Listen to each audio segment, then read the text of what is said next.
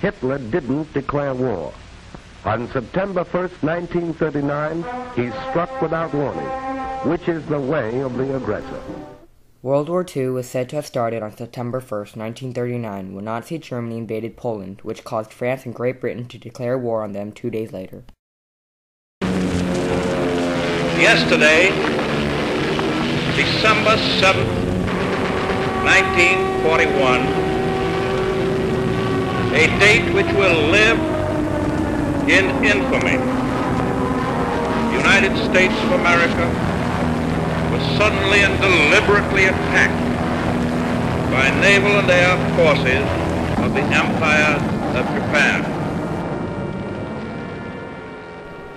On the morning of December 2nd, 1941, 353 Japanese aircraft attacked Pearl Harbor, Hawaii in Operation Z, or the Hawaii Operation, to prevent the United States' influence in the war they were planning against Britain and Netherlands. The next day, the United States declared war against Japan, which led to their entry into World War II. Before World War I, 2 German scientists named James Franck and Gustav Hertz conducted experiments in which they bombarded mercury atoms with electrons and measured the changes in energy that occurred from the collisions.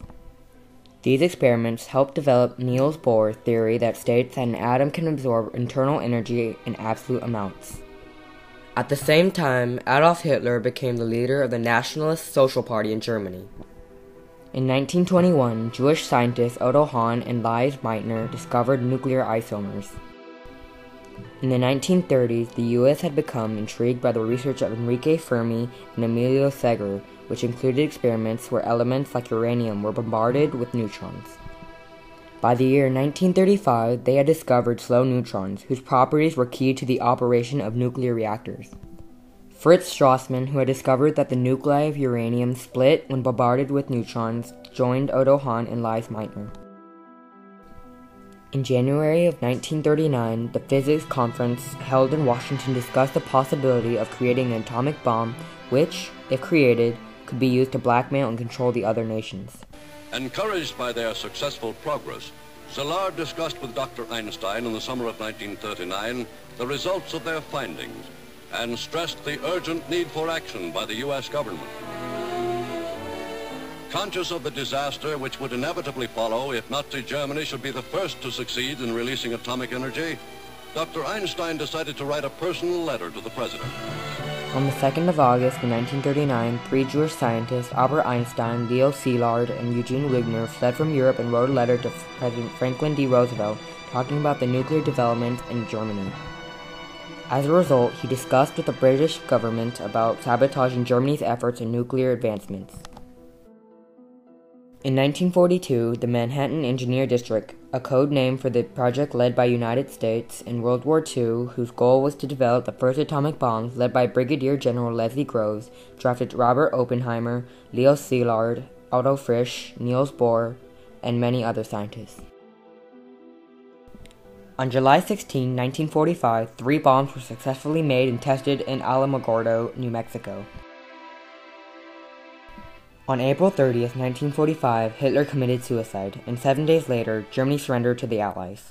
Yesterday morning, at 2:41 a.m., at General Eisenhower's headquarters, General Jodl, the representative of the German High Command, and of Grand Admiral Dönitz, the designated head of the German state, signed the act of unconditional surrender of all German land, sea, and air forces in Europe to the Allied Expeditionary Forces and simultaneously to the Soviet High Command.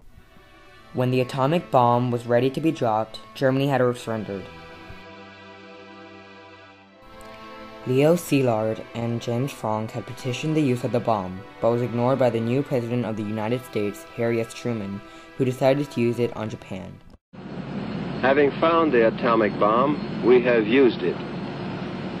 We shall continue to use it until we completely destroy Japan's power to make war. Only a Japanese surrender will stop us. On August 6th, a B-29 bomber, the Enola Gay, dropped an atomic bomb named Little Boy on Hiroshima. The bomb weighed over 4.5 tons and created an explosion equal to the force of 20,000 pounds of TNT.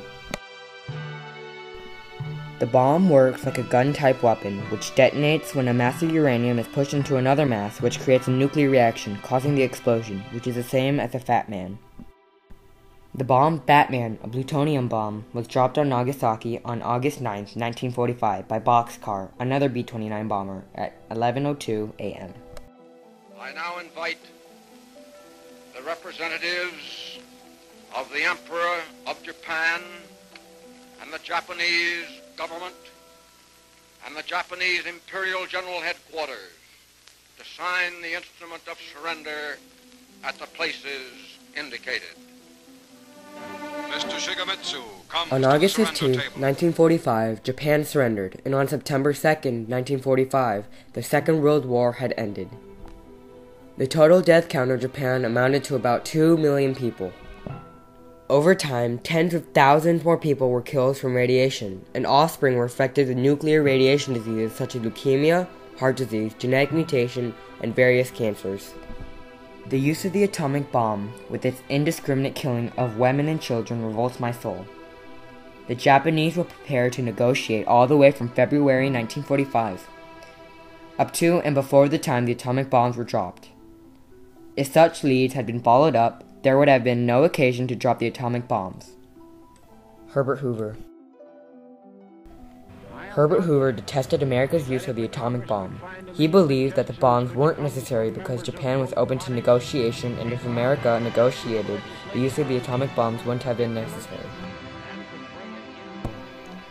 As American Christians, we are deeply penitent for the irresponsible use already made of the atomic bomb.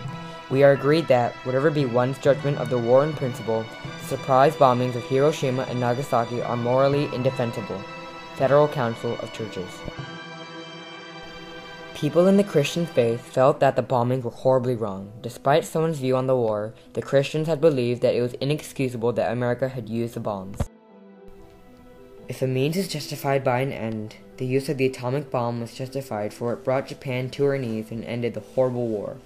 If the war had gone on longer without the use of the atomic bomb, how many thousands and thousands of helpless men, women, and children would have needlessly died and suffered?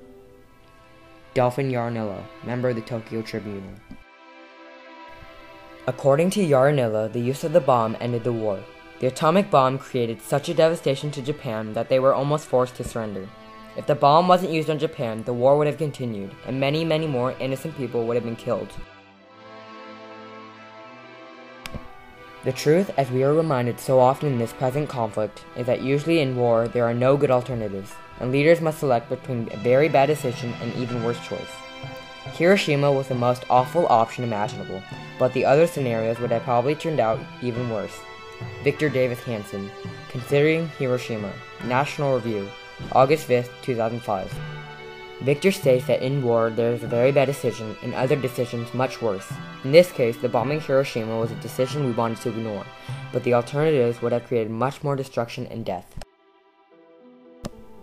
There are many reasons why the decision to drop the bomb has developed into a moral debate.